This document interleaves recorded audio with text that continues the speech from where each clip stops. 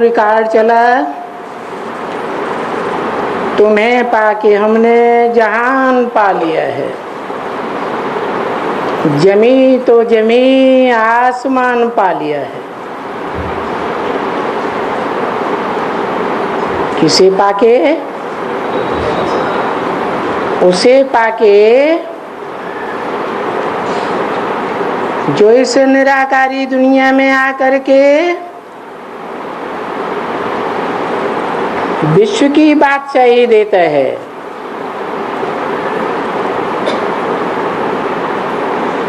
सारे जहान की ताकत दे देता है। नर को नारायण बना देता है।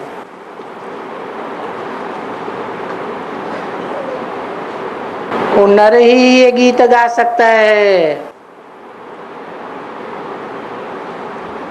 जिस नर से नारायण बनने वाले के राज्य में सब यथा राजा तथा प्रजा हुआ करते हैं।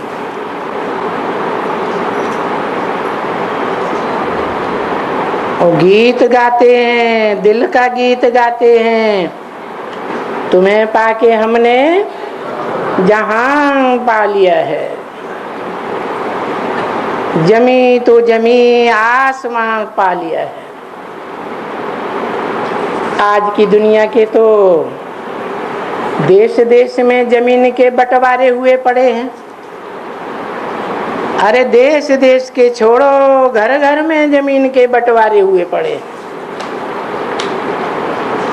और वो बेहद का आत्माओं का बाप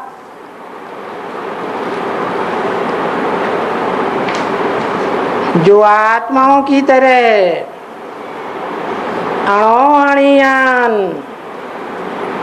अणु से भी अणु, अति सूक्ष्म ज्योति बिंदु निराकार शिव है। वो आ करके सारी जमीन हम बच्चों को देता है, भारत को देता है। आज तो देश देश में आसमान के भी हिस्से बटे हुए हैं, समंदर भी बटा हुआ है। वो आता है तो सारी दुनिया का आसमान हमारा है, सारी दुनिया की जमीन हमारी है, सारा सागर ही हमारा है। क्योंकि वो बेहद का ज्ञान सागर बाप है,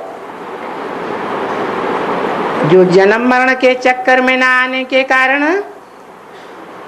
त्रिकालदर्शी है। हम सब मनुष्य आत्माएं जन्म मरण के चक्र में आने के कारण पूर्व जन्म की सारी बातें भूल जाते हैं। इसलिए हम सब अज्ञानी हैं, क्योंकि अपन को देह समझ बैठे हैं। वो बाप आकर के बताता है आत्माओं का कि तुम ज्योति बिंदु आत्मा हो, भ्रकुटी के मध्य में बैठी हुई हो। भ्रकुटी इसीलिए कहा जाता है कि वो आत्मा का स्थान बड़ी पूरी कुटी है।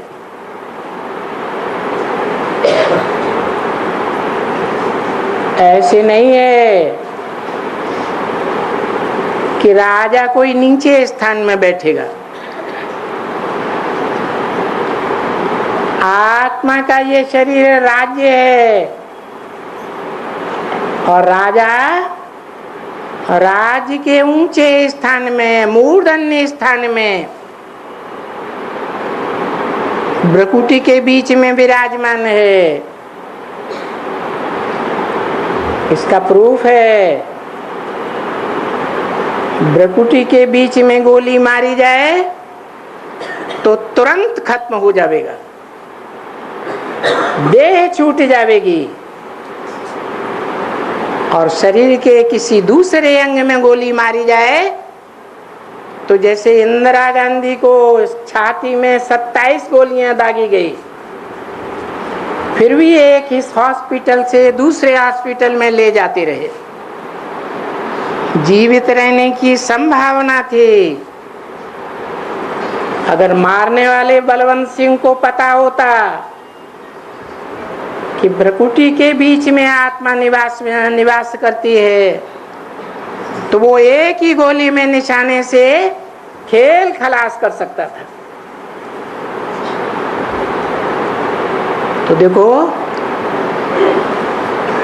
ये दुनिया एक रंगमंच है। इस रंगमंच पर हम 84 के चक्र में आकर के भांति भांति के शरीर लो करके पार्ट बजाते हैं। पार्ट बजाने वाली हम आत्मा है, न कि शरीर। हम आत्माओं को वो बेहद का बाप आकर के ज्ञान देते हैं कि तुम आत्माएं पार्टदारी हो। ज्यादा से ज्यादा 84 के चक्र में आने वाली हो और कम से कम इस सृष्टि में एक जन्म जरूर लेती हो। मैं जो नई सृष्टि रचता हूं, अर्थात शिव बाप आकर के इस सृष्टि में जो नई सृष्टि रचते हैं, वो बाप गॉड इज ट्रुथ कहा जाता है। और ट्रुथ इज गॉड कहा जाता है। सच्चाई एक होती है, सच्चाई अनेक नहीं हो सकती। और इस कलयुगी दुनिया में नंबरवार सब सच्चे हैं और नंबरवार सब झूठे हैं, परंतु 100% सच्चा कोई भी नहीं। वो बाप आकर के बताते हैं कि बच्चे, तुम पार्टधारी आत्मा हो इस रंगमंच पर, और तुम आत्मा अनेक जन्मों में अनेक चोले लेकर के क्या क्या पार्ट बजाते हो, वो मैं इस सृष्टि पर आकर के तुमको बताता हूं। ये ज्ञान एक परमपिता परमात्मा शिव के अलावा और दुनिया में कोई भी नहीं दे सकता।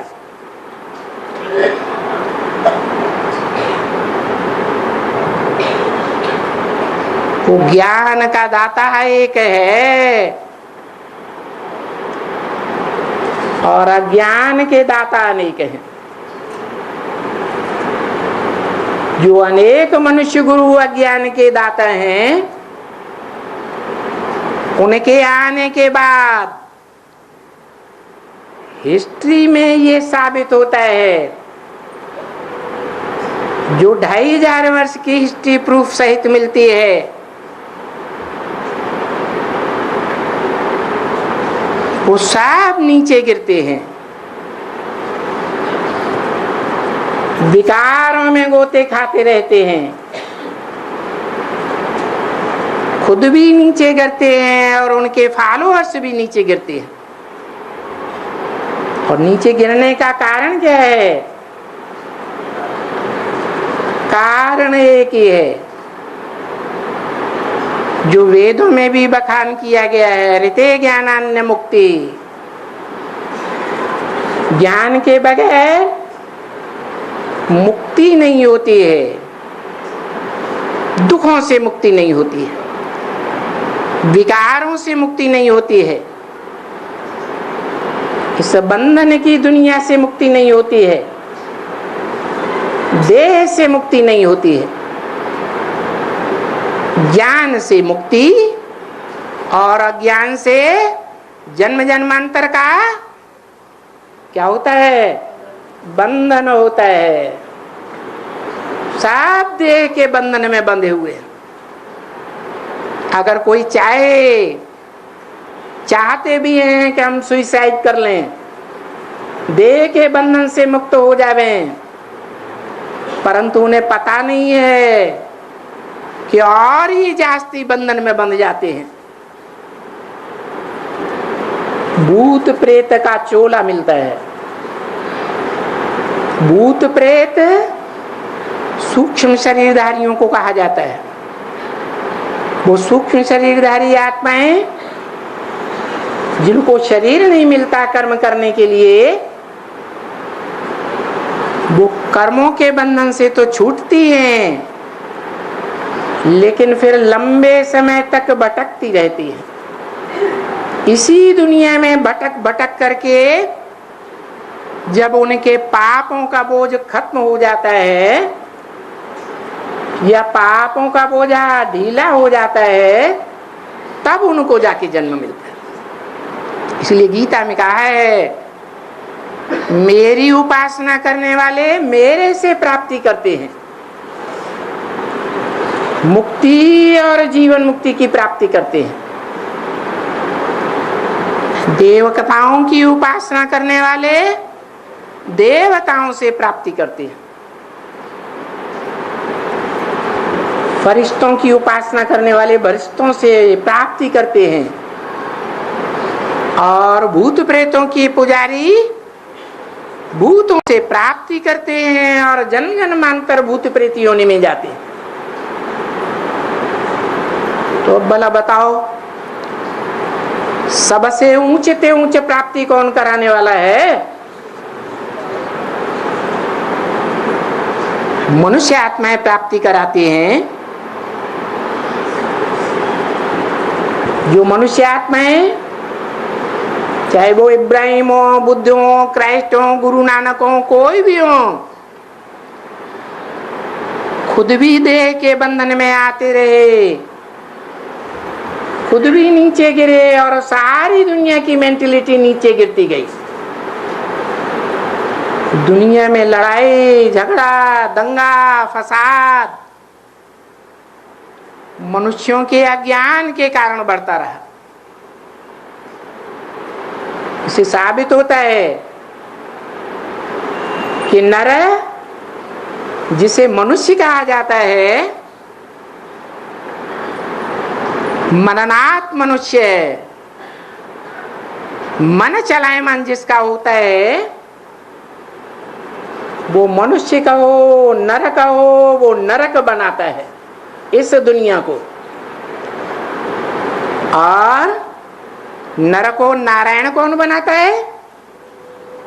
एक ही भगवान है जो नर को नारायण बनाता है। परंतु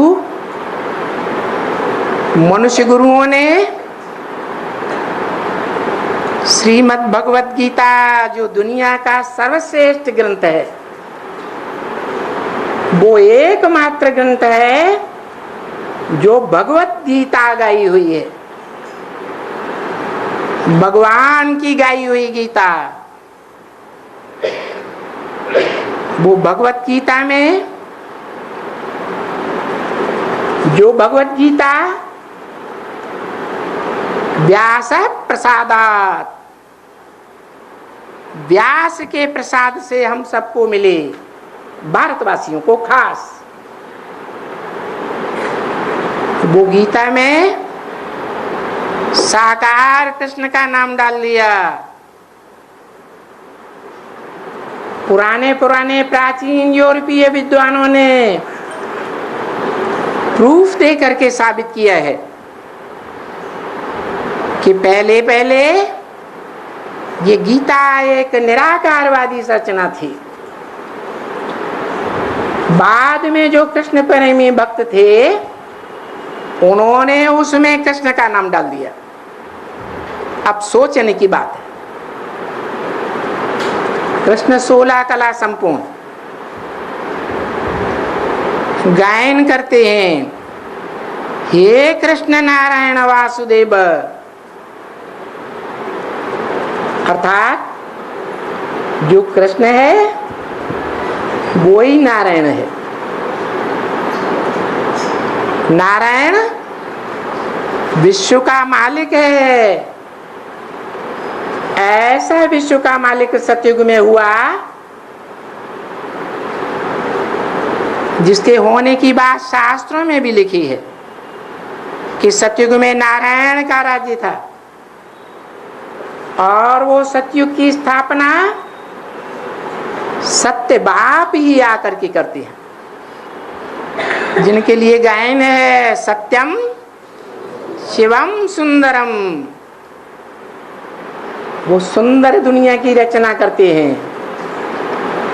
शिवम माना कल्याणकारी दुनिया की रचना रचते हैं। वो देवताएं कल्याणकारी कहे जाते हैं। उनके द्वारा किसी का कल्याण नहीं होता। इसलिए आज भी भारत में मंदिरों में उन देवी देवताओं की पूजा होती है। पूजा का आधार है पवित्रता। पवित्रता कहो, सच्चाई कहो, देवत्व कहो,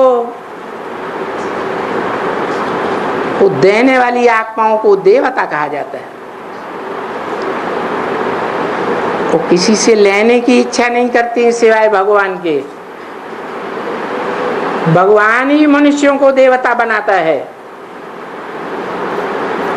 ऐसा देवता बनाता है, ऐसे युग की रचना करता है जहां कृष्ण जो बड़ा होकर के नारायण कहा जाता है, उसी की महाराजा के रूप में मान्यता है। सतयुग में नारायण का राज्य होता है, त्रेता में राम का राज्य होता है। ये राम कृष्ण की दुनिया है, सतयुग और त्रेता। परंतु ये 2500 वर्ष की दुनिया सतयुग और त्रेता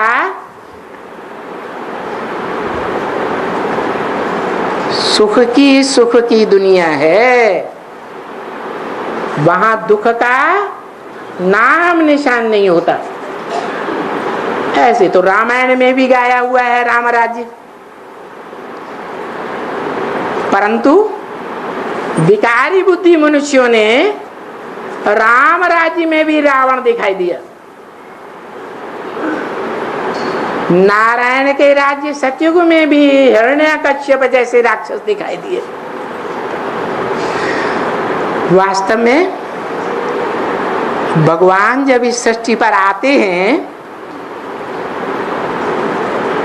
तो आकर के झूठ खंड का विनाश करते हैं। झूठ खंड है ही कलयुग, जिसे कलह क्लेश का युग कहा जाता है। कलह क्लेश के युग में सब दुखी होते हैं। कोई तन से दुखी, कोई धन से दुखी, कोई मन से दुखी, कोई संबंधियों से दुखी। ऐसी इस सृष्टि की एक भी मनुष्य आत्मा नहीं जो दुखी जीवन न अनुभव करती हो, क्योंकि ये 2500 वर्ष की जो दुनिया है, इसमें मनुष्य गुरुओं का साम्राज्य होता है। इब्राहिम 2500 वर्ष पहले आकर के इस्लाम धर्म की स्थापना करते हैं। बुद्ध ने आकर के 250 वर्ष के बाद चीन जापान देशों में बौद्ध धर्म की रचना की।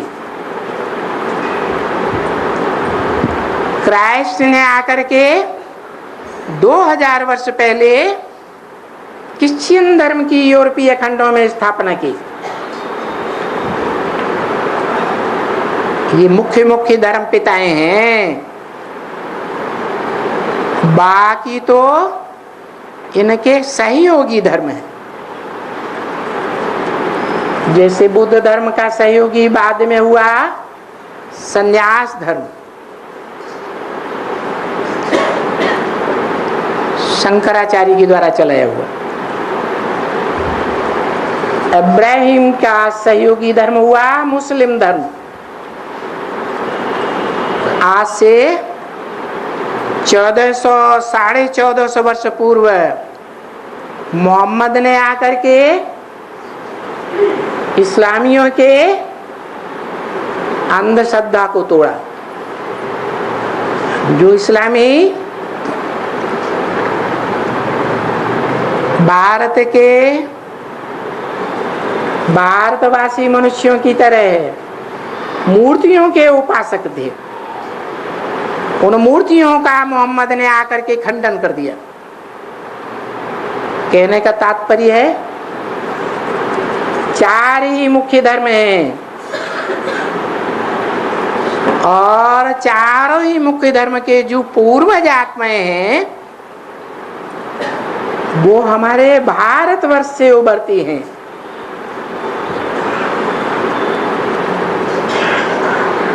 वो 4 आत्माएं ब्रह्मा के 4 पुत्र माने गए हैं। पहलौटी के 4 पुत्र मानसी सृष्टि से उत्पन्न हुए, क्योंकि 10 इंद्रियां श्रेष्ठ हैं, प्रबल हैं, परंतु 10 इंद्रियों से ज्यादा श्रेष्ठ मन है। मन 10 इंद्रियों को कंट्रोल करता है। तो मनसा की पावर से ब्रह्मा ने जिन 4 पुत्रों को उत्पन्न किया उनमें बड़े से बड़ा ज्ञानी पुत्र माना गया सनत कुमार, जिन सनत कुमार के नाम पर हमारे धर्म का नाम देवी देवता सनातन धर्म हुआ। ये देवी देवता सनातन धर्म, सनातन का मतलब ही है पुराने से पुराना, इब्राहिम के इस्लाम धर्म से भी पुराना, क्राइस्ट के क्रिश्चियन धर्म से भी पुराना। तो जितने भी धर्म हुए 2500 वर्ष के अंदर वो सब मनुष्य धर्म पिताएं हैं। अपने अपने धर्म के पिता जरूर हैं, अपने अपने धर्म के बाप हैं, लेकिन धर्म पिताओं ने भी अपने बाप को स्वीकार किया है।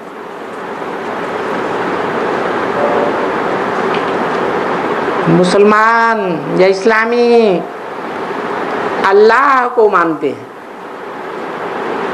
क्रिश्चियंस गॉड फादर को मानते हैं, लेकिन उसको निराकार समझते हैं, उसके साकार विग्रह को नहीं पहचान पाते। जैसे आत्मा निराकार है, ज्योति बिंदु है, अति सूक्ष्म ज्योति बिंदु है, इन आंखों से दिखाई भी नहीं पड़ता, इसलिए कहते हैं निराकार। तो आत्मा जैसे निराकार है वो शरीर के बगैर कोई काम नहीं कर सकती। ऐसे ही बिंदु बिंदु आत्माओं का बाप ज्योति बिंदु, जिसे शिव कहा जाता है, जिसका साकार विग्रह मंदिरों में लिंग के रूप में बड़ा पूजा जाता है, बड़े रूप में। आज भी दुनिया में सबसे जास्ती शिव के मंदिर बने हुए हैं और देवताओं के मुकाबले, और किसी देवता के इतने मंदिर नहीं। पुरानी से पुरानी खुदाइयों में भी जितनी भी दुनिया की पुरानी खुदाइयां हुई हैं उनमें वो निराकार की यादगार लिंग मूर्तियां ही मिली हैं।